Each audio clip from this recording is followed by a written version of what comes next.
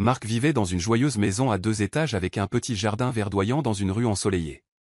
C'était un homme grand aux cheveux courts et sombres, avec un sourire qui avait été autrefois bienveillant. Il fut un temps où il était très aimant. Il tenait profondément à sa femme, Clara, et à leur petite fille, Émilie. Ils formaient une famille heureuse, et leur maison était toujours remplie de rires. Clara était une femme douce aux yeux chaleureux et à la voix posée. Elle avait été enseignante et aimait aider les enfants à apprendre de nouvelles choses. Ses journées en classe avaient été ses préférées. Mais un jour, Clara eut un grave accident. Une voiture l'a percutée alors qu'elle traversait la route, et elle s'est très gravement blessée aux jambes. Après de nombreuses opérations, ses jambes n'ont jamais complètement guéri, et elle avait besoin d'un fauteuil roulant pour se déplacer. À cause de cela, Clara ne put retourner à son métier d'enseignante. Elle dut rester à la maison pour se reposer et s'occuper d'Émilie. Émilie avait 10 ans. Elle avait de longs cheveux bouclés et de grands yeux marrons pétillants. Elle aimait peindre des tableaux de fleurs et d'arc-en-ciel, et rêvait de devenir une artiste célèbre un jour. Elle voulait toujours faire sourire sa maman, surtout quand elle voyait à quel point Clara pouvait être triste parfois.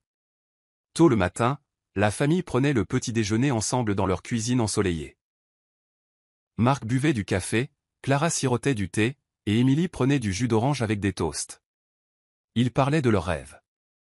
Émilie pouvait dire « Papa, j'ai rêvé d'un grand arc-en-ciel au-dessus de notre maison cette nuit. » Il lui tapotait la tête et répondait « C'est merveilleux, ma chérie. » Mais avec le temps, le sourire de Marc a commencé à s'effacer. Il se plaignait de l'argent, des factures, et du fait que le fauteuil roulant de Clara nécessitait des réparations qui coûtaient trop cher.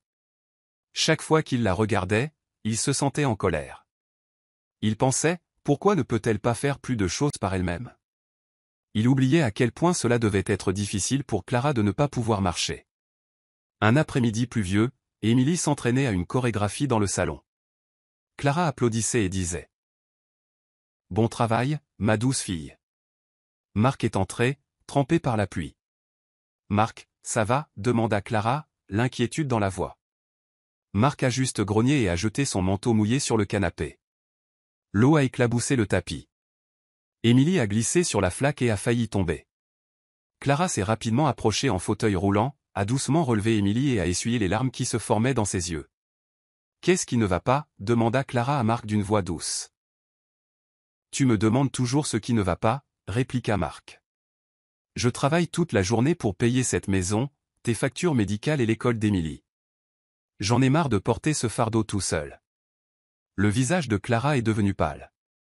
Elle a jeté un regard à sa fille, puis à Marc. Sa voix tremblait. « Je comprends que c'est difficile, mais nous sommes une famille. Nous sommes dans le même bateau. »« C'est ce que tu dis toujours, » répondit Marc. Puis il s'est dirigé vers la chambre en claquant la porte. Émilie a regardé sa mère avec des yeux larmoyants. « Maman, papa est en colère contre nous ?» Clara a forcé un sourire courageux. « Il est juste fatigué, ma chérie. Il se sentira mieux bientôt. » Mais Clara elle-même n'en était pas si sûre. Marc devenait de plus en plus froid chaque jour. Il souriait rarement et ne parlait plus jamais de l'avenir. Au lieu de cela, il regardait toujours son téléphone, envoyant des messages à quelqu'un et souriant en tapant. Il a cessé de partager sa journée avec Clara et jouait rarement avec Émilie. La chaleur de la maison a commencé à s'estomper, et une sombre ombre d'inquiétude s'est installée sur le cœur de Clara. Quelques semaines plus tard, Clara a trouvé un rouge à lèvres rose vif dans la voiture de Marc. Elle cherchait le kit de dessin perdu d'Émilie et avait ouvert la boîte à gants pour le trouver. À la place, elle a trouvé le rouge à lèvres. Ce n'était certainement pas le sien. Elle ne pouvait même pas se tenir debout sans aide, encore moins porter du maquillage sophistiqué et sortir. Elle a fixé le rouge à lèvres, un sentiment de nausée à l'estomac. Quand Marc est rentré ce soir-là, Clara a demandé tranquillement « Marc, j'ai trouvé un rouge à lèvres rose dans ta voiture. Sais-tu à qui il appartient ?» Le visage de Marc s'est raidi. Un instant, il a semblé coupable, puis il a balayé la question d'un revers de main. « C'est probablement à une collègue, » a-t-il dit. « Elle l'a peut-être fait tomber quand on a fait du covoiturage. Ne commence pas à en faire toute une histoire. » Clara a senti les larmes monter, mais elle a essayé de ne pas pleurer. Elle a simplement dit « d'accord » et a quitté la pièce en fauteuil roulant. Elle ne savait pas que Marc voyait quelqu'un d'autre, une belle femme nommée Sabrina. Sabrina était plus jeune, avec de longs cheveux brillants et des lèvres rouges vifs. Elle portait du parfum cher et des vêtements de marque, et elle flirtait avec Marc, le faisant se sentir spécial. Bientôt, Marc a tout oublié de Clara et Émilie à la maison. Il voulait l'excitation, l'attention et la nouveauté que Sabrina offrait. Au fil des jours, Marc est devenu plus froid. Il passait plus de soirées dehors et rentrait tard. Clara l'entendait au téléphone, chuchotant à quelqu'un. Elle l'entendait souvent dire « J'ai hâte d'être libre » ou « C'est si difficile de vivre avec elle ». Chaque fois, le cœur de Clara se brisait en morceaux de plus en plus petits. Émilie, sentant la tension, essayait de remonter le moral de tout le monde. Elle peignait des tableaux de Troie, souriant et radieux, et les montrait à son père. « Papa, regarde la famille heureuse que j'ai dessinée. » Marc forçait parfois un sourire et disait « C'est joli, ma chérie », mais il n'accrochait plus les peintures sur le frigo. Le coup de grâce est arrivé un dimanche matin tranquille. Émilie était dans sa chambre, s'entraînant à peindre. Clara était dans son fauteuil roulant, lisant un livre. Marc est entré dans le salon, faisant les 100 pas. Finalement, il a dit d'une voix froide et plate. « Clara, je veux que toi et Émilie quittiez cette maison. J'en ai fini. » Les yeux de Clara s'écarquillèrent de peur. « Que veux-tu dire, Marc ? C'est notre maison. Émilie a tous ses livres et jouets ici. Mes rampes pour le fauteuil roulant sont ici. Nous n'avons nulle part où aller. » « Ça m'est égal, » a hurlé Marc. « J'ai trouvé quelqu'un d'autre. J'en ai marre de m'occuper de toi et de tes problèmes. Faites vos valises. Vous avez une semaine pour partir. » Clara sentit les larmes couler sur ses joues. Elle pensa à tous les souvenirs heureux qu'ils avaient partagés, et maintenant c'était comme si rien de tout cela ne comptait. Elle essaya d'appeler Émilie, mais sa voix sortit en un murmure étranglé. Émilie a jeté un coup d'œil du coin de la porte, les larmes aux yeux. Elle avait tout entendu. Et c'est ainsi que la famille parfaite de la rue ensoleillée a commencé à s'effondrer. La maison est devenue silencieuse, remplie de tristesse et de l'écho des paroles cruelles de Marc. Tout ce que Clara pouvait faire, c'était de serrer Émilie contre elle et de penser « Où irons-nous ? Comment vivrons-nous » Elle se sentait perdue, effrayée et très seule. Clara et Émilie sont restées dans la maison quelques jours de plus, emballant leurs affaires dans des cartons. Marc n'a offert aucune aide. Il passait la plupart de son temps dehors avec Sabrina, rentrant tard le soir et partant tôt le matin. Parfois, Émilie essayait de lui parler. « Papa, » disait-elle doucement. « Pourquoi es-tu en colère contre maman ?» Marc jetait un regard à Émilie avec une lueur de culpabilité. Mais il était trop loin dans ses propres désirs égoïstes. « Émilie, les adultes ont des problèmes que tu es trop jeune pour comprendre, » disait-il, puis il s'en allait.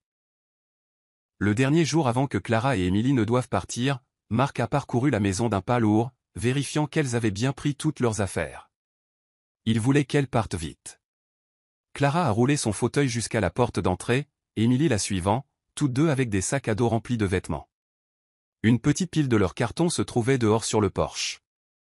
Le taxi que Marc avait appelé s'est arrêté au bord du trottoir. « Emmenez ces cartons où vous voulez. » dit froidement Marc. « Mais ne me dérangez plus. » Clara a essayé de parler. « Marc, s'il te plaît, pense à ce que cela va faire à Émilie. Elle a besoin d'un père. Elle a besoin d'un foyer sûr. » Émilie a parlé d'une voix tremblante. « Papa, tu viens avec nous ?» Marc a évité son regard. « Non, Émilie. J'ai d'autres projets. » Il a fermé fermement la porte derrière elle. Alors que le taxi s'éloignait, Clara a pu voir le visage de Marc à la fenêtre de la maison, juste un instant. Il n'a pas fait de signe d'adieu. Il s'est simplement détourné et a disparu.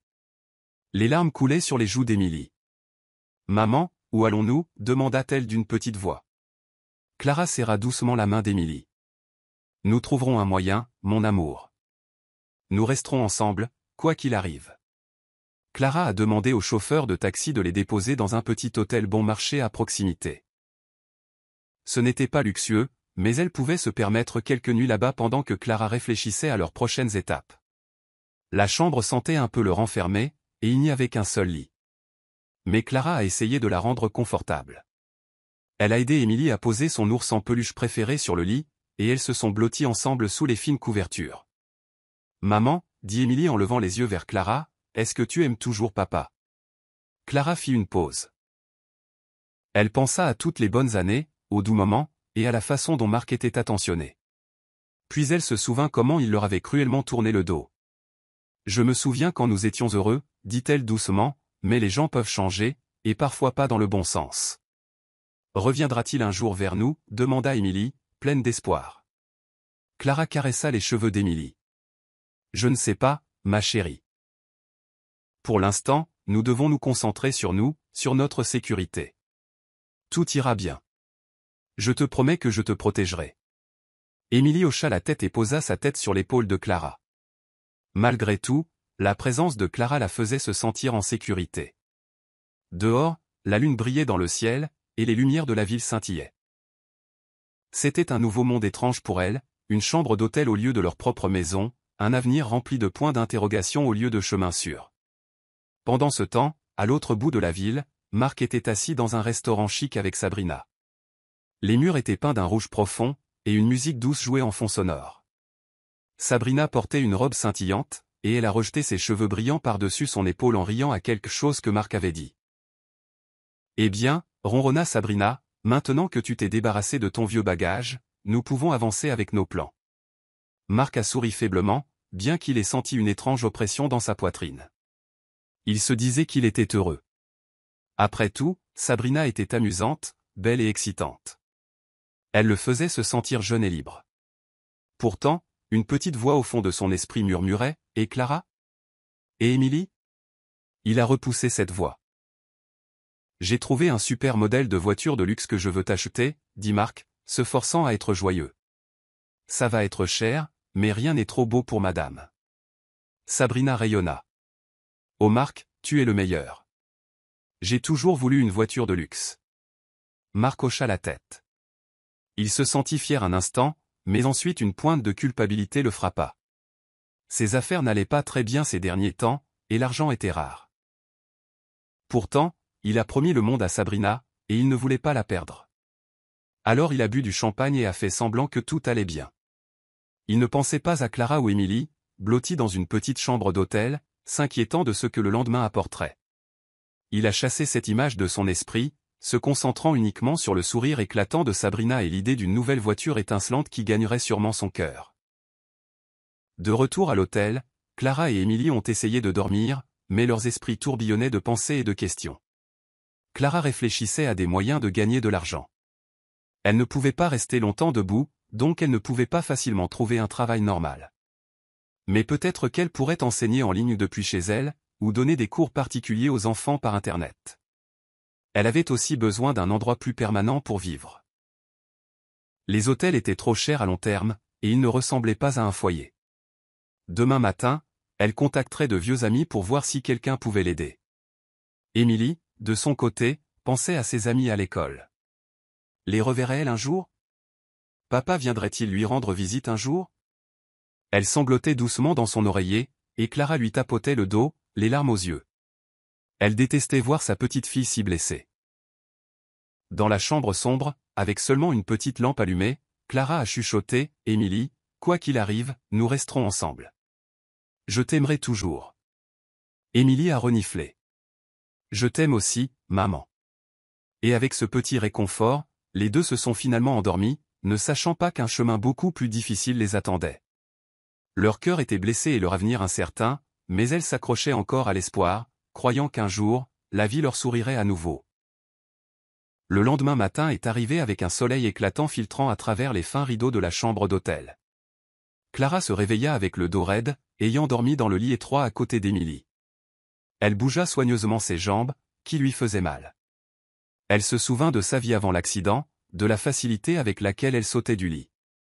Maintenant, chaque mouvement était une lutte. Émilie s'agita à côté d'elle.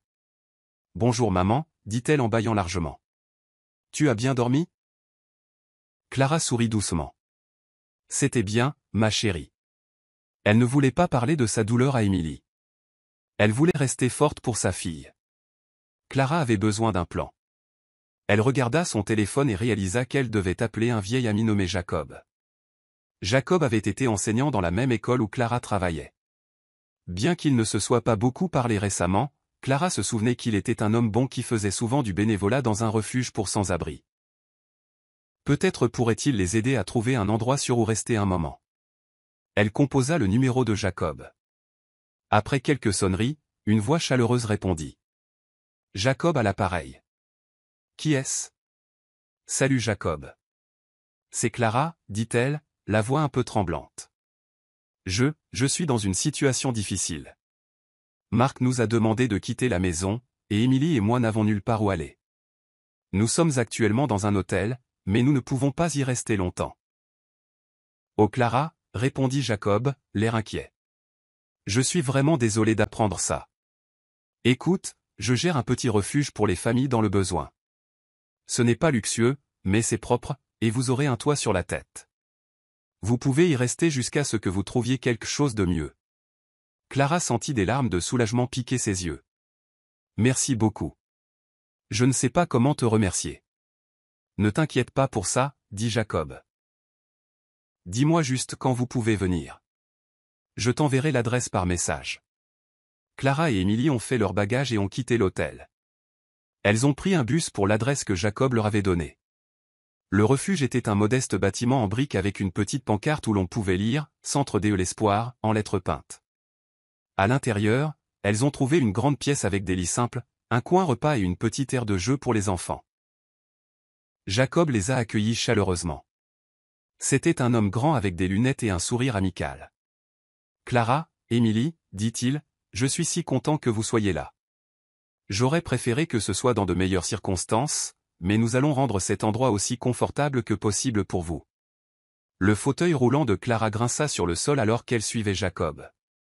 Émilie s'accrochait aux côtés de sa mère, nerveuse face à ce nouvel environnement. Jacob leur a montré 2 petits lits dans le coin, séparés des autres lits par un rideau.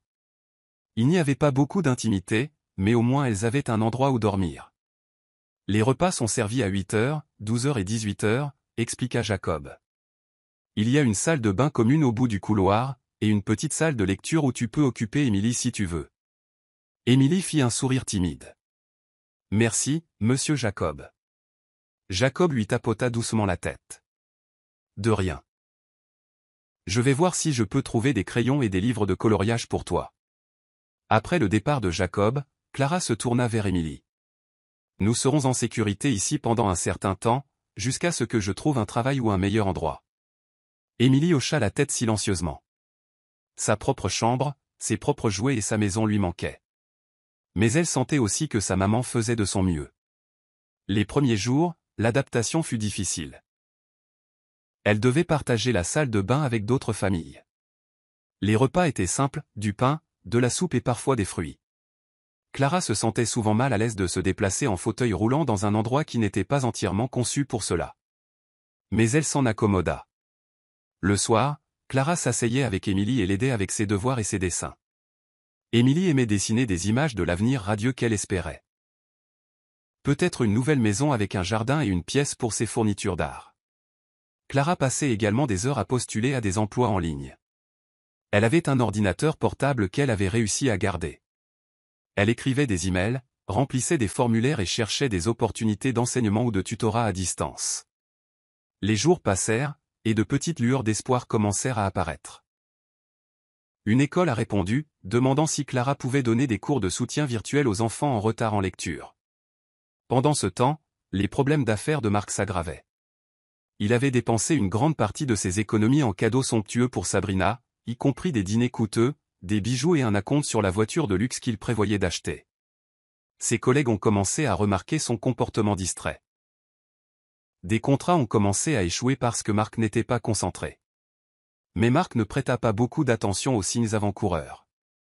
Chaque fois que Sabrina disait « Oh Marc, j'adorerais une nouvelle robe », il sortait sa carte de crédit, ignorant les nuages qui s'amoncelaient sur son compte en banque. Un après-midi, Sabrina lui a dit « Marc, j'ai de grands rêves. Je veux voyager dans le monde, acheter une maison de luxe et avoir toutes les meilleures choses de la vie. Tu peux faire en sorte que ça arrive, n'est-ce pas ?» Marc déglutit difficilement. « Bien sûr, bébé. Ne t'inquiète de rien. » Mais au fond de lui, un nœud se serrait dans son estomac. Il avait l'impression de courir sur un tapis roulant, de plus en plus vite, à la poursuite de quelque chose qu'il ne pouvait pas tout à fait attraper. Il avait trop peur d'admettre qu'il était dépassé. De retour au refuge, Jacob s'est assis avec Clara un soir. « Clara, comment tiens-tu le coup » demanda-t-il doucement. Clara réussit à esquisser un petit sourire. « J'essaie. » Émilie essaie aussi. « C'est dur, mais nous sommes reconnaissantes. » Jacob hocha la tête. « Je t'ai vu enseigner à Émilie, l'aider avec ses devoirs, et je peux dire que tu es une enseignante née. Tu l'as toujours été à l'école. As-tu envisagé de donner des cours en ligne à plus d'enfants » Les yeux de Clara s'illuminèrent. « Oui, j'ai postulé à certains endroits. J'ai reçu un email aujourd'hui d'une entreprise qui veut que je fasse une leçon d'essai. Je suis vraiment excité. »« C'est une excellente nouvelle » s'exclama Jacob. « Si tu as besoin d'aide avec l'équipement ou d'un espace calme, fais-le-moi savoir. La salle de lecture est souvent vide l'après-midi. » Des larmes montèrent aux yeux de Clara, mais c'étaient des larmes de joie. « Merci beaucoup, Jacob. Tu nous as donné de l'espoir quand nous n'en avions presque plus. » Jacob lui tapota doucement l'épaule. « C'est à ça que servent les amis. » Émilie accourut avec un morceau de papier à la main. « Maman, monsieur Jacob, regardez ce que j'ai dessiné. » Elle a montré un dessin d'une maison intitulée « Espoir », avec une famille de bonshommes souriant devant, une silhouette en fauteuil roulant, une petite fille et un grand homme avec des lunettes. En dessous, elle avait écrit « Merci ». Jacob sourit gentiment. « C'est un très beau dessin, Émilie. Il me rappelle pourquoi je fais ce travail. » En regardant l'œuvre de sa fille, Clara sentit une vague de détermination. Elles avaient peut-être été rejetées par Marc, mais elles n'étaient pas sans défense. Elles savaient l'une l'autre, elles avaient la gentillesse de Jacob, et elles avaient l'espoir. Elle a résolu de profiter au maximum de cette chance, de rester forte et d'offrir une vie meilleure à Émilie. Alors que Clara et Émilie se rapprochaient d'une vie stable, Marc se dirigeait vers une falaise dangereuse, tiré par les exigences d'une femme qui ne le voyait guère plus que comme un portefeuille. Une tempête se préparait, et aucun d'eux ne savait à quel point elle serait féroce. Un soir, Marc décida d'emmener Sabrina dans un restaurant chic sur un toit terrasse. Les lumières de la ville scintillaient en contrebas comme des étoiles dispersées. Une douce brise chaude soufflait dans les cheveux de Sabrina, et Marc déglutit nerveusement en fouillant dans sa poche. Il sortit une petite boîte en velours. À l'intérieur se trouvait une bague en diamant coûteuse. Ses mains tremblaient légèrement. « Je suis sur le point de demander en mariage la femme de mes rêves, pensa-t-il. Mais au fond de son esprit, un écho demandait, est-ce vraiment la femme de tes rêves, ou juste la femme de tes désirs ? Les yeux de Sabrina s'écarquillèrent en voyant la boîte. Elle haleta de façon théâtrale, couvrant sa bouche de sa main. « Marc, est-ce que c'est ce que je pense ?» Marc s'agenouilla, ignorant les regards curieux des convives voisins. « Sabrina, je sais que nous ne nous connaissons pas depuis très longtemps, mais tu me fais sentir vivant. Je veux commencer une nouvelle vie avec toi. Veux-tu m'épouser ?» Sabrina cria de joie, tendant la main pour recevoir la bague. Le diamant scintillait sous les lumières dorées du restaurant. « Oui, Marc, oui. Bien sûr que je veux t'épouser. » Elle se pencha et l'embrassa. Des applaudissements éclatèrent autour d'eux. Les serveurs et les autres clients applaudirent poliment. Certains prenaient des photos. Les joues de Marc rougirent. Pendant un instant, il se sentit vraiment heureux. La bague avait coûté plus cher qu'il ne pouvait vraiment se le permettre, mais voir le sourire radieux de Sabrina semblait en valoir la peine. Un serveur joyeux s'approcha avec 2 verres de champagne. « Félicitations, dit-il. Nous vous souhaitons tout le bonheur du monde. » Sabrina rayonna, montrant la bague à tout le monde autour. « Oh Marc !» chuchota-t-elle à son oreille, j'ai hâte de raconter ça à mes amis. Cette nuit-là, ils retournèrent à la maison de Marc, qui était devenu désordonné et solitaire depuis le départ de Clara et Émilie. Sabrina, cependant, ne semblait pas s'en soucier. Elle était étourdie d'excitation, parlant déjà de robe de mariée, de lieu de réception et d'invitation. Marc fit semblant d'écouter, hochant la tête pendant que son esprit s'emballait à l'idée des coups. « Quelle taille veux-tu pour le mariage ?» demanda Marc, essayant de ne pas paraître paniqué. « Oh, je le veux immense » dit Sabrina, les yeux pétillants. « Tous mes amis de la haute société seront là. Nous aurons de la musique live, un gâteau de mariage somptueux, peut-être un spectacle de feux d'artifice à la fin. Marc déglutit. Des feux d'artifice? Cela semblait extrêmement cher. Il se força à sourire. Nous trouverons une solution, dit-il doucement. Sabrina fronça soudain les sourcils. Tu n'as pas de doute, n'est-ce pas? Non, bien sûr que non, dit Marc, affichant rapidement un visage confiant. Tout ce que tu veux, bébé. Pourtant, alors que Sabrina bavardait, Marc sentit son esprit dériver vers Émilie. Il se demandait ce qu'elle faisait, si elle allait toujours à l'école, si elle le détestait. Cette pensée le mit un peu mal à l'aise, mais il se força rapidement à se concentrer sur les paroles de Sabrina à propos des gâteaux de mariage et des photographes. Quelques jours plus tard, au refuge, Clara passait une agréable matinée. Elle venait de signer un contrat avec une entreprise de tutorat en ligne qui promettait un flux constant d'élèves. Elle pouvait leur enseigner la lecture et les mathématiques de base depuis son ordinateur portable. Cela signifiait qu'elle pouvait économiser de l'argent chaque semaine pour finalement quitter le refuge. Émilie s'améliorait aussi. Elle se faisait de nouveaux amis parmi les autres enfants du refuge. Le soir, ils jouaient à des jeux, chantaient des chansons et partageaient des collations. Ce n'était pas la vie à laquelle Émilie était habituée, mais elle avait un cœur doux et essayait de rester positive. Jacob s'approcha de Clara après le déjeuner. Et, il y a une foire locale la semaine prochaine, organisée par des groupes caritatifs. Ils ont invité notre refuge à installer une table pour parler de ce que nous faisons. Peut-être que tu aimerais venir et partager ton histoire. Cela pourrait inspirer d'autres personnes et aussi faire savoir aux gens comment ils peuvent aider. Clara se mordit la lèvre. Je n'ai jamais parlé devant une foule en fauteuil roulant auparavant. Je suis un peu nerveuse. Jacob sourit doucement. Tu avais l'habitude de te tenir devant une classe d'enfants tous les jours, tu te souviens? C'est juste une autre façon d'enseigner. Enseigner aux gens l'espoir et la résilience. Clara réfléchit un instant, puis hocha la tête. D'accord, je le ferai. Si cela peut aider le refuge et peut-être d'autres familles, je veux en faire partie. Émilie serra la main de sa mère. Je viendrai aussi, maman. Jacob tapota la tête d'Émilie. Bien sûr que tu viendras, Émilie. Ta mère et toi avez une sacrée histoire à partager. Pendant qu'ils discutaient, Clara se sentit un peu plus confiante. La vie n'était pas parfaite, mais elle était entourée de gens qui se souciaient vraiment d'elle. Elle retrouvait lentement mais sûrement son but dans la vie. Pendant ce temps, les ennuis de Marc s'aggravaient. Il se rendit à la banque un après-midi pour vérifier les détails de son prêt. En examinant les papiers avec le conseiller, une sueur froide coula dans son dos.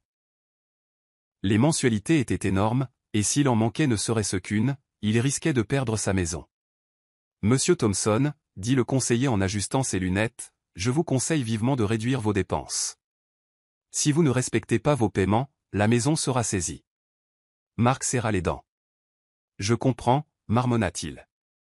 Je ferai les paiements à temps. Il quitta la banque avec un poids oppressant sur les épaules. Le mariage de rêve de Sabrina se profilait, tout comme son énorme mensualité de prêt.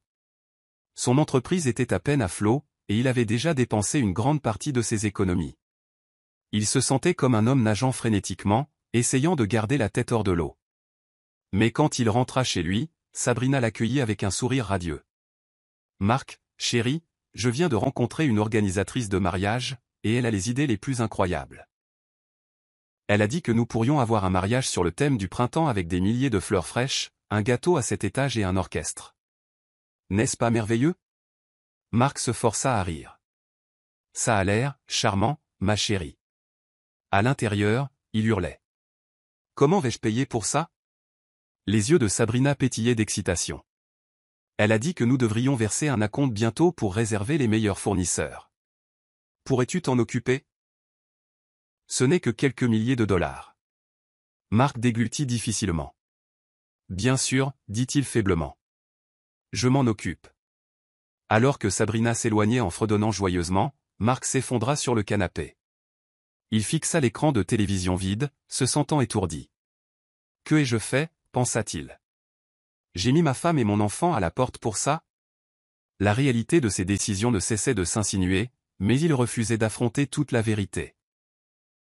Au lieu de cela, il enfouait la culpabilité plus profondément, déterminé à ne pas laisser sa nouvelle vie s'effondrer. Pourtant, quelque part dans son cœur, une petite voix persistait. Tu as des ennuis, Marc. Tu as blessé ta famille.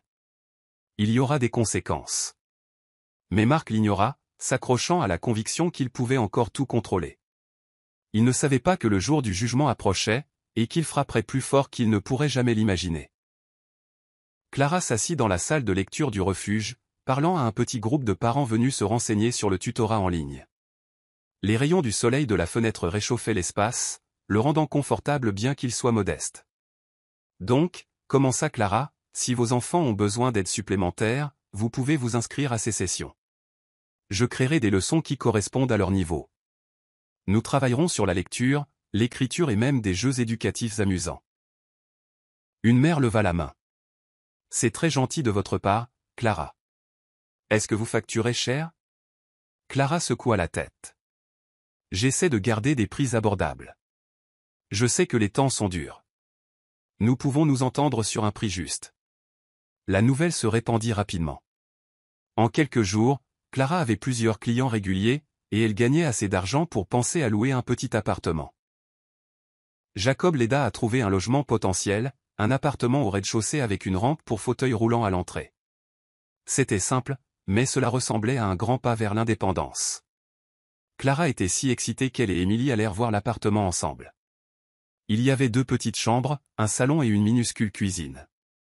Les sols étaient terraflés et les murs avaient besoin d'une nouvelle couche de peinture, mais il était à elle si elle le voulait. Émilie toucha les murs et dit « Maman, je peux peindre un arc-en-ciel juste ici. » Clara rit. « Emménageons d'abord, ensuite nous verrons pour les décorations. » Elles remplirent les papiers de location, ressentant un mélange d'espoir et de nervosité. Jacob se tenait à leur côté, offrant son soutien.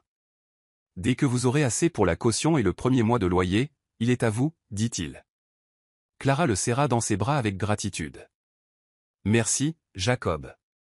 Tu as tant fait pour nous. » Jacob sourit. « Je t'ai juste donné un coup de pouce. C'est toi qui as fait le plus dur. J'ai toujours su à quel point tu étais forte. » Émilie prit la main de Clara alors qu'elle se retournait pour partir. « Maman, j'ai hâte que nous vivions ici. Ce sera comme avoir notre propre petit royaume. » « Oui, ma chérie, » dit Clara, une larme à l'œil. « Nous y sommes presque. » De l'autre côté de la ville, la descente aux enfers de Marc continuait. Il était en réunion avec des clients potentiels, présentant un nouveau projet, mais son esprit ne cessait de vagabonder vers les coûts du mariage et le prochain paiement du prêt.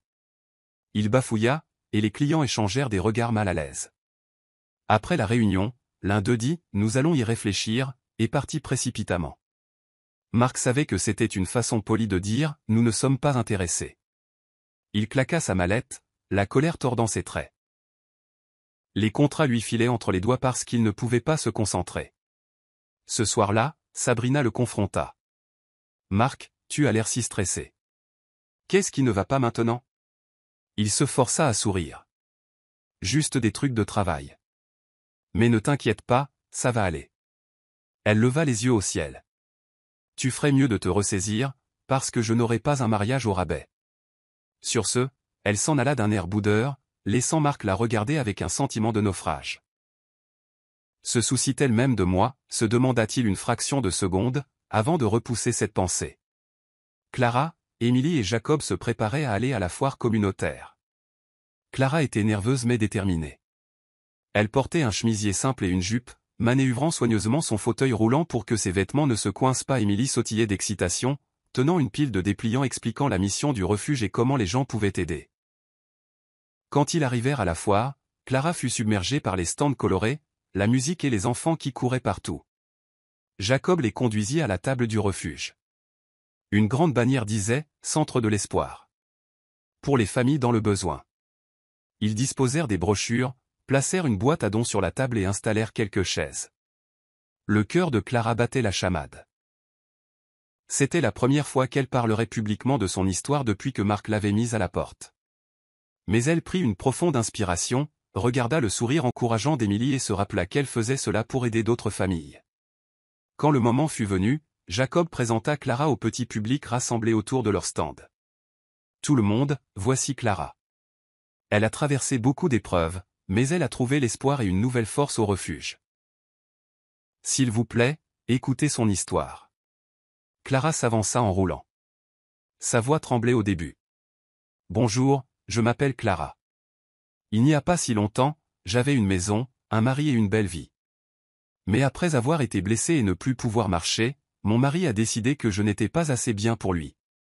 Il nous a dit, à moi et à notre fille, Émilie, de quitter notre maison. Nous n'avions nulle part où aller.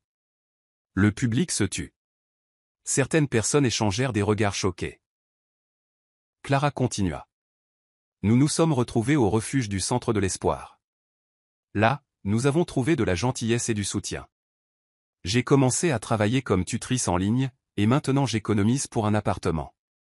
Ce refuge a été notre lieu sûr. Et je veux que d'autres sachent que si vous êtes un jour dans le besoin, il existe des endroits comme le Centre de l'Espoir où les gens se soucient vraiment. Elle termina son court discours avec un petit sourire. Une vague d'applaudissements la submergea, et des larmes piquèrent ses yeux. Émilie accourut et la serra dans ses bras. Jacob lui fit un signe de tête plein de fierté. Après, plusieurs personnes vinrent à la table pour poser des questions sur le refuge ou offrir des dons. Une femme dit, « C'était si courageux de votre part. Merci de partager votre histoire. Cela me donne de l'espoir pour mes propres défis. » Clara la remercia doucement. Elle sentit un poids se lever de ses épaules. En partageant sa douleur, elle aidait non seulement les autres mais se guérissait aussi elle-même. Alors que la foire continuait, Émilie aidait à distribuer des dépliants, et Jacob discutait avec les donateurs. Clara regarda les familles heureuses qui déambulaient de stand en stand, achetant des friandises et jouant à des jeux. Elle ressentit un mélange de tristesse et d'optimisme. Sa famille avait été brisée, mais elle et Émilie avaient trouvé un nouveau chemin. Vers la fin de la journée, un homme plus âgé en costume élégant s'approcha de Clara. « Excusez-moi madame, dit-il gentiment. J'ai entendu votre discours. Je possède une petite entreprise de tutorat. J'aimerais discuter de la possibilité de vous embaucher à plein temps. Votre passion pour l'enseignement est évidente, et je pense que nous pourrions faire un excellent travail ensemble. » Les yeux de Clara s'illuminèrent. Ce serait merveilleux. Merci beaucoup. Ils échangèrent leurs coordonnées. Alors que le monsieur s'éloignait, Clara sentit une étincelle d'espoir s'embraser. Elle jeta un coup d'œil à Émilie, qui riait avec d'autres enfants près d'un stand de barbe à papa. « Nous allons nous en sortir, pensa-t-elle. Nous allons vraiment nous en sortir. » L'anniversaire de Sabrina arriva, et Marc voulait en faire un grand événement. Il organisa une fête dans l'un des salons les plus chics de la ville, avec un DJ privé et un open bar. Il dépensa des milliers de dollars en décoration, en nourriture et en champagne, déterminé à impressionner Sabrina et son cercle d'amis fortunés. Le soir de la fête, Marc s'habilla d'un costume coûteux qu'il pouvait à peine se permettre. Sabrina portait une robe scintillante qui la faisait ressembler à une star de cinéma. Alors que les invités affluaient, Marc ressentit une vague de fierté. « Regardez-moi, organisant une fête pour cette femme magnifique. » Mais bientôt, il remarqua comment Sabrina interagissait avec la foule. Elle le présentait à peine. Au lieu de cela, elle papillonnait d'un groupe à l'autre, exhibant sa nouvelle bague de fiançailles et se vantant de la voiture de luxe qu'il lui avait achetée. Marc la suivait, essayant de suivre la conversation, mais il se sentait comme une petite planète en orbite autour du soleil de Sabrina. Vers minuit, Marc réalisa que beaucoup d'amis de Sabrina chuchotaient à son sujet. Il entendit une femme murmurer, « J'ai entendu dire que son entreprise est en faillite. Comment peut-il payer pour tout ça ?» Un autre homme ricana, « Elle l'utilise probablement juste jusqu'à ce que l'argent soit épuisé. » Le visage de Marc brûlait de honte. Il essaya d'en rire, mais les mots le blessèrent profondément. Alors qu'il cherchait Sabrina, il la trouva entourée d'un groupe d'admirateurs. Elle riait bruyamment, rejetant ses cheveux et acceptant des compliments sur sa fête. Quand elle remarqua enfin Marc, elle le chassa d'un geste de la main comme s'il était un serveur. « Sois un amour et va me chercher un autre verre, » dit-elle, souriant doucement avant de se retourner vers ses amis. C'est à ce moment-là que quelque chose s'est brisé en Marc. Il réalisa à quel point Sabrina se souciait peu de lui. Il était une marionnette dansant au bout de ses fils pour son amusement. Pourtant, il se força à sourire et lui apporta un verre, ne voulant pas faire de scène. Plus tard, au milieu de la piste de danse, Sabrina décida de faire une grande annonce. Elle fit teinter son verre pour attirer l'attention de tous. « Mesdames et messieurs, » dit-elle, sa voix résonnant dans le salon. « Je veux vous remercier tous d'être venus. Et je veux particulièrement remercier mon cher fiancé, Marc, de m'avoir organisé cette fête somptueuse. Il a dépensé une fortune pour moi, de ma voiture de luxe à cette bague. N'est-il pas adorable ?» Des applaudissements clairsemés éclatèrent, mais certains invités échangèrent des regards de pitié ou de scepticisme. Marc sentit comme si tous les yeux étaient sur lui, le jugeant. Et continua Sabrina, je veux que vous sachiez tous que nous allons avoir le mariage le plus fabuleux. Je mérite le meilleur, et Marc m'a promis tout ce que je pouvais désirer. N'est-ce pas, Marquis ? Elle se tourna vers lui avec un sourire doux mais moqueur. Marc déglutit, la sueur perlant sur son front. Oui bien sûr, croassa-t-il en s'avançant. À ce moment-là, le téléphone de Sabrina vibra. Elle y jeta un coup d'œil, puis éclata de rire. « Oh mon Dieu, vous n'allez pas croire ce texto que mon ami vient de m'envoyer. C'est tellement drôle. » Elle tourna le dos à Marc et commença à discuter avec ses amis, l'ignorant complètement une fois de plus. Marc resta là, au milieu de la piste de danse, le projecteur toujours braqué sur lui, se sentant comme un idiot. Il pouvait voir certains invités chuchoter, pointer du doigt. Son humiliation était complète. Tous ses sacrifices, tout l'argent qu'il avait jeté par les fenêtres, toute la douleur qu'il avait infligée à Clara et Émilie. Pourquoi ? Il se sentit soudain mal au ventre. Sans un mot, il se retourna et quitta la piste de danse, bousculant un groupe de personnes. Il trouva son manteau, attrapa ses clés et sortit en trombe du salon dans l'air frais de la nuit. Il resta sur le trottoir, respirant lourdement, retenant des larmes de colère. Que ai-je fait ? Il se souvint du visage bienveillant de Clara, du doux sourire d'Émilie. Il les avait chassés de sa vie. Pour Sabrina, qui se souciait plus des projecteurs que de lui. Une vague de regret et de dégoût de soi le submergea, si forte qu'il faillit se plier en deux. Tout ce qu'il pouvait faire, c'était de monter dans sa vieille voiture. Il avait donné la nouvelle à Sabrina et de s'éloigner, laissant derrière lui les rires et la musique de la fête. Il ne savait pas où aller. Il avait juste besoin d'échapper au poids de ses erreurs. Marc conduisit sans but à travers la ville, les phares éclairant les rues vides. Finalement, il s'arrêta près d'un parc public. Un lampadaire vacillant projetait sa silhouette solitaire sur le trottoir. Il resta assis là, les coudes sur le volant, pensant à tout ce qu'il avait perdu. Dans un élan de désespoir, il sortit son téléphone et tapa le nom de Clara dans ses contacts. Il survola le bouton d'appel avec son pouce mais ne put pas appuyer. Que dirait-il même ? « Salut, je sais que je t'ai mise à la porte avec notre fille. Je sais que j'ai choisi un style de vie égoïste. Mais je suis désolé. S'il te plaît, reviens. » Cela semblait pathétique, même à ses propres oreilles. Il rangea son téléphone, se sentant plus seul que jamais. Finalement, il réussit à rentrer dans la maison vide qui ressemblait autrefois à un foyer. C'était silencieux et sombre. Le réfrigérateur était presque vide, et les pièces semblaient creuses sans la chaleur de Clara ou les rires d'Émilie. Quand il se réveilla le lendemain matin, Marc décida de consulter les nouvelles sur son téléphone, essayant de se distraire.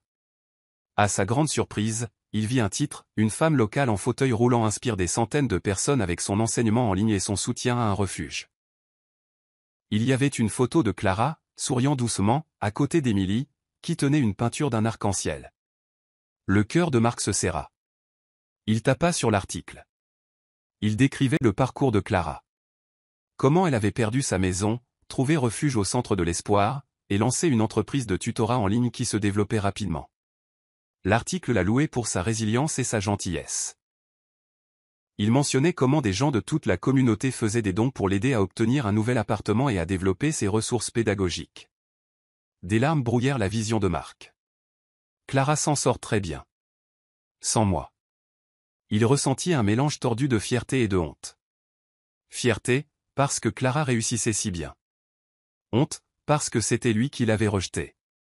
Il continua à lire, sentant comme si un couteau se tordait dans ses entrailles. L'article se terminait sur une note d'espoir, disant que Clara était sur le point d'emménager dans un petit appartement, et qu'elle avait de grands rêves pour l'avenir. Émilie voulait ouvrir un atelier d'art un jour, et Clara voulait aider plus d'enfants à apprendre. Marc ferma les yeux, s'adossant au canapé.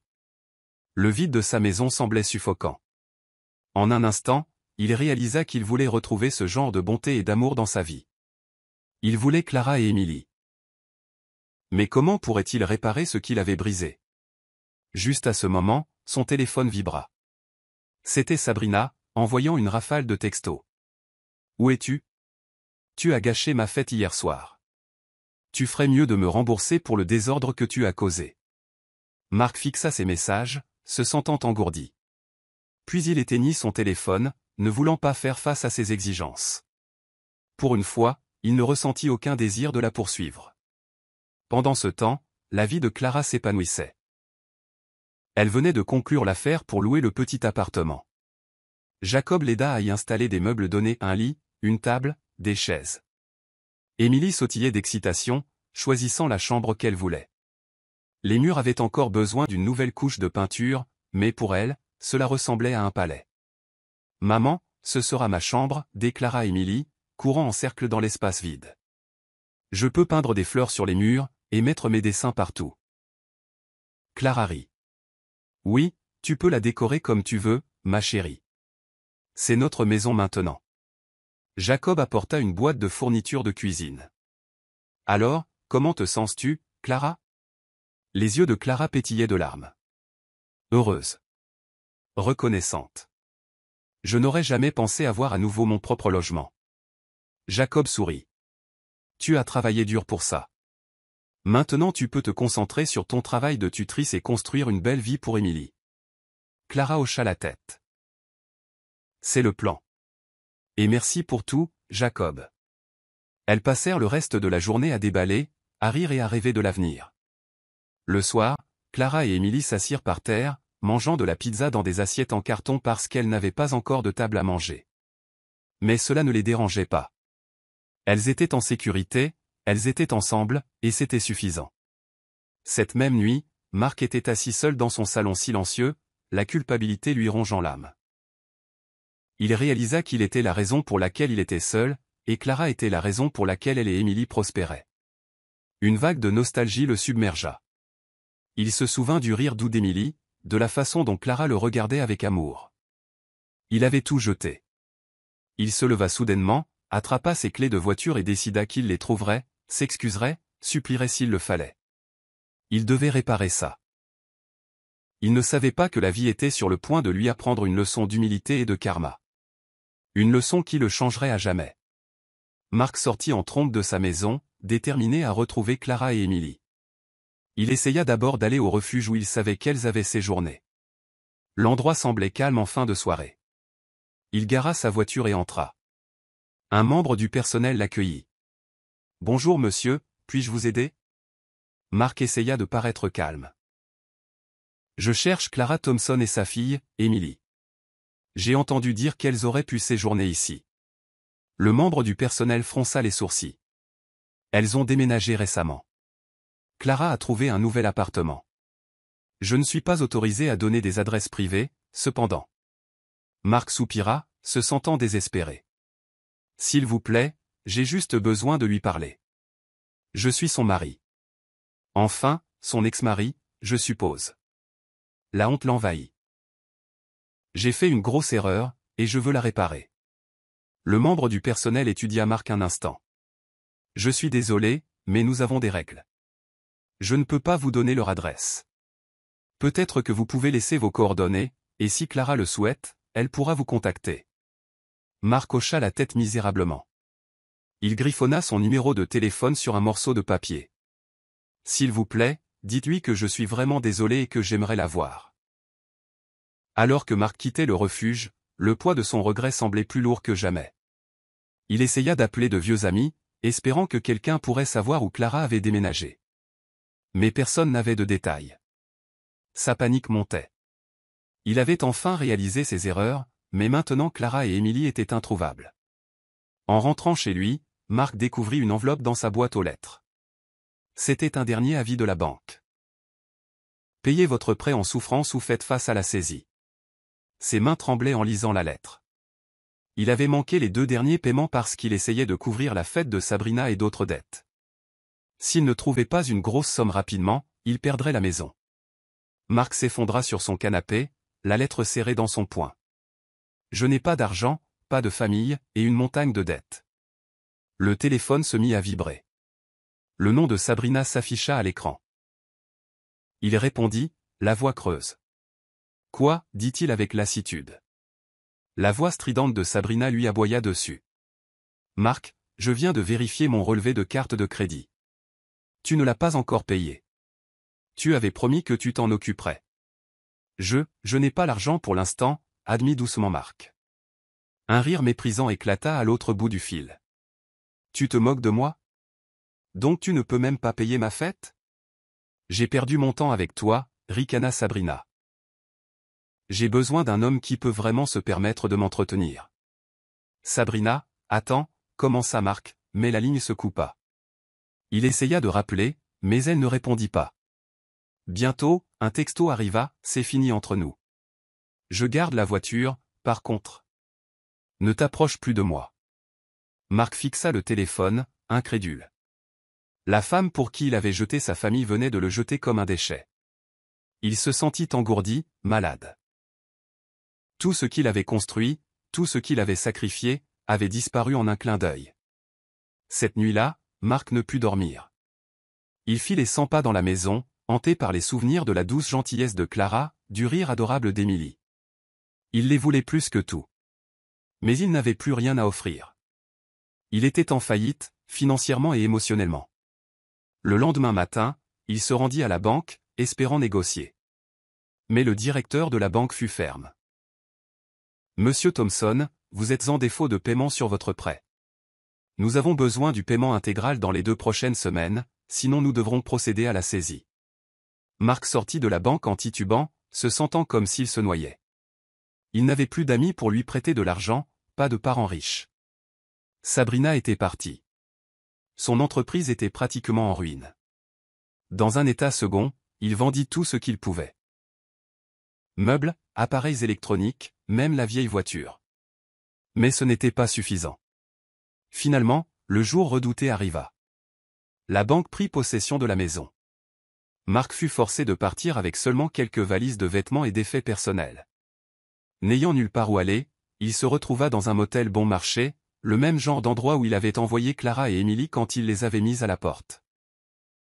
Assis sur le lit grumeleux du motel, Marc fixa le papier peint qui se décollait. Une seule ampoule vacillait au-dessus de sa tête. Il était tombé des sommets de l'orgueil et de la richesse aux profondeurs du désespoir. Le karma l'avait retrouvé, et il ne montrait aucune pitié. Les semaines passèrent, et Marc s'enfonça plus profondément dans les difficultés. Il utilisa le reste de son argent pour les factures du motel, de la nourriture bon marché et les tickets de bus. Finalement, il ne pouvait même plus se permettre le motel. Une nuit froide, il se retrouva dans la rue, enveloppé dans une fine veste, tenant une valise cabossée. Il marcha sans but pendant des heures jusqu'à ce qu'il voie une enseigne familière briller au loin, centre de l'espoir. Le refuge où Clara et Émilie avaient autrefois séjourné. Il avait froid, faim et était désespéré. Devrais-je entrer, se demanda-t-il. Mais si Clara est là, et qu'elle me voit comme ça? Malgré sa honte, l'instinct de survie de Marc prit le dessus. Il s'approcha de la porte. Un bénévole l'accueillit, ignorant son passé. On lui offrit une couverture et une tasse de soupe chaude. Marc fixa le bol, les larmes lui piquant les yeux. Il se souvint comment il avait jeté Clara et Émilie dehors sans une seconde pensée. Et le voilà, contraint de compter sur la même gentillesse qu'il avait autrefois tenue pour acquise. Il passa la nuit dans le dortoir des hommes, qui était bondé et bruyant. Mais au moins, il faisait chaud. Le lendemain matin, il entendit une voix familière au bout du couloir. La voix de Jacob. Le cœur de Marc battait la chamade. Il décida de le chercher.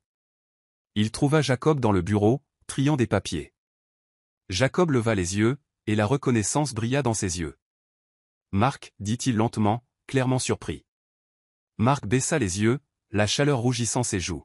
« Jacob, je suis désolé pour ce que j'ai fait à Clara et Émilie. J'ai tout perdu. » Des larmes remplirent ses yeux alors qu'il racontait toute l'histoire. La trahison de Sabrina, la saisie, sa chute. Jacob écouta tranquillement. Tu sais Marc, dit-il finalement. Clara et Émilie vont bien maintenant. Clara travaille comme tutrice à plein temps. Et elles ont leur propre appartement. Elle et Émilie sourient beaucoup plus ces jours-ci. Marc ressentit à la fois du soulagement et du chagrin à cette nouvelle. C'est bon à entendre, murmura-t-il. Je suis si content qu'elles aillent bien. Jacob hésita. Je ne suis pas sûr que tu devrais les voir. Elles ont parcouru un long chemin. Clara souffre encore de ce qui s'est passé. Marc hocha la tête tristement. Je comprends. Je n'ai aucun droit de demander quoi que ce soit. Mais j'ai besoin de m'excuser auprès d'elle en personne, si elle me le permet. Jacob soupira. Je ne peux pas parler pour Clara, mais je peux lui demander. En attendant, tu peux rester ici comme invité si tu suis les règles et respectes tout le monde. Marc baissa la tête. Merci. Quelques jours plus tard, Jacob dit à Marc que Clara avait accepté de le rencontrer, mais seulement une fois, dans un lieu public. L'estomac de Marc se tordit de nervosité. Il attendit dans un petit café près du refuge, portant la seule chemise décente qui lui restait. Ses mains tremblaient en sirotant un verre d'eau. Puis la porte s'ouvrit, et Clara entra en fauteuil roulant avec Émilie à ses côtés. Le souffle de Marc se coupa.